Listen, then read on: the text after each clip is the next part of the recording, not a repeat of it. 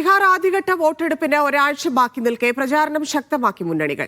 മഹാസഖ്യത്തിനായി രാഹുൽ ഗാന്ധിയും തേജസ്വി യാദവും ഒരുമിച്ചുള്ള തെരഞ്ഞെടുപ്പ് റാലി പുരോഗമിക്കുകയാണ്. പ്രിയങ്ക ഗാന്ധിയും കോൺഗ്രസ് അധ്യക്ഷനും നാളെ എത്തും.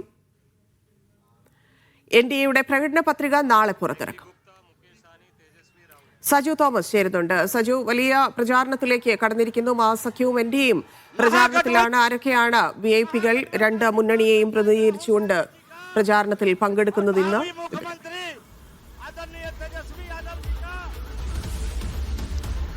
ധന്യ, അവസാനഘട്ട പ്രചാരണത്തിലേക്ക് ഇരു മുന്നണിയും എത്തിയിരിക്കുകയാണ്. അവസാന ഘട്ടത്തിൽ ദേശീയ നേതാക്കളെ രംഗത്തിറക്കിയുള്ള പ്രചാരണം, ആ പ്രചാരണമുഖം തുറക്കുകയാണ്. മഹാസഖ്യവും അതോടൊപ്പം തന്നെ എൻഡിഎയും രാഹുൽ ഗാന്ധിയും അതോടൊപ്പം തന്നെ തേജസ്വി യാദവും ഒരുമിച്ചുള്ള റാലികളാണ് ഇപ്പോൾ പുരോഗമിച്ചുകൊണ്ടിരിക്കുന്നത്.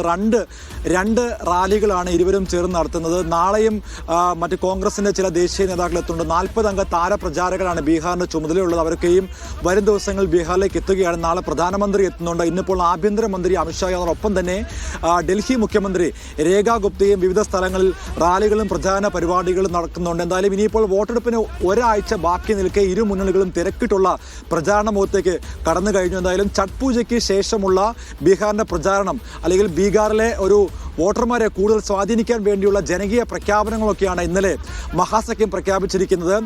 2500 രൂപ സ്ത്രീകളുടെ അക്കൗണ്ടിലേക്ക് നൽകുന്ന പദ്ധതികളോടൊപ്പം തന്നെ എല്ലാ വീടുകളിലും ഒരു സർക്കാർ ജോലിക്കാരൻ, അതോടൊപ്പം പ്രായമായവർക്കുള്ള പെൻഷൻ സൗകര്യങ്ങൾ, കർഷകർക്കുള്ള പുതിയ പ്രഖ്യാപനങ്ങൾ, യുവാക്കൾക്ക് കൂടുതൽ തൊഴിലവസരങ്ങൾ തുടങ്ങിയ വലിയ ജനകീയ പ്രഖ്യാപനങ്ങളാണ് തേജസ്വി പ്രാണെന്ന പേരിലൂടെ കോൺഗ്രസ് ഇന്നലെ, അല്ലെങ്കിൽ മഹാസഖ്യം ഇന്നലെ ഒരു പ്രകടന പത്രിക പുറത്തിറക്കി. ഞാനിപ്പോൾ നിൽക്കുന്നത് ബീഹാർ നിയമസഭാ മന്ദിരത്തിന് മുൻപിലാണ്. നവംബർ 22-നാണ് നിലവിലെ നിതീഷ് കുമാർ സർക്കാരിൻ്റെ കാലാവധി പൂർത്തിയാകുന്നത്.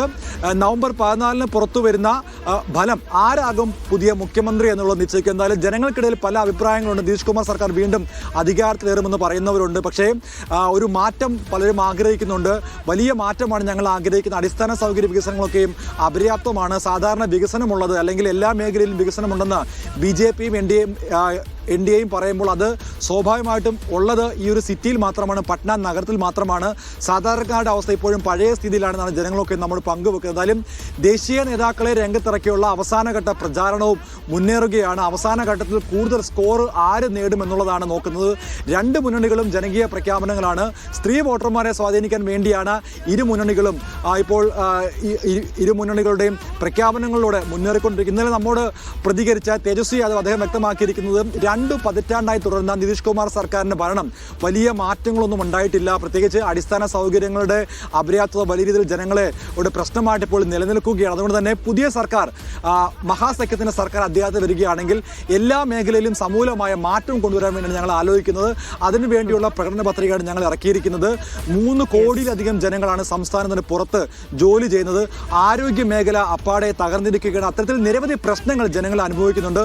ഈ പ്രശ്നങ്ങളൊക്കെയും കഴിഞ്ഞ 20 വർഷമായിട്ട് ഇവിടുത്തെ സർക്കാരിന് മാറ്റം കൊണ്ടുവരാൻ, അല്ലെങ്കിൽ മാറ്റം കൊണ്ടുവരാൻ അവർക്ക് കഴിഞ്ഞിട്ടില്ല. അതുകൊണ്ട് തന്നെ പുതിയ സർക്കാർ അധികാരത്തിൽ വരുമ്പോൾ ഇതൊക്കെ മാറ്റം കൊണ്ടുവന്ന് പുതിയൊരു ബീഹാറിനെ കെട്ടിപ്പടുക്കാൻ വേണ്ടിയാണ് തങ്ങളുടെ ലക്ഷ്യമെന്നാണ്. തെരഞ്ഞെടുപ്പ് റാലി പുരോഗമിക്കുകയാണ്. രാഹുൽ ഗാന്ധി സംസാരിക്കുകയാണ്. അതിലേക്ക് टीवी पे पाइप दिख गया कि भैया नरेंद्र मोदी जी नहाने आएंगे, बाकी हिंदुस्तान गंदे पानी में नहाएगा। नरेंद्र मोदी जी के लिए साफ पानी आएगा, पाइप में तालाब बनाया जाएगा, मोदी जी ड्रामा करेंगे। ये पूरे हिंदुस्तान ने देखा है, पूरे हिंदुस्तान ने देखा।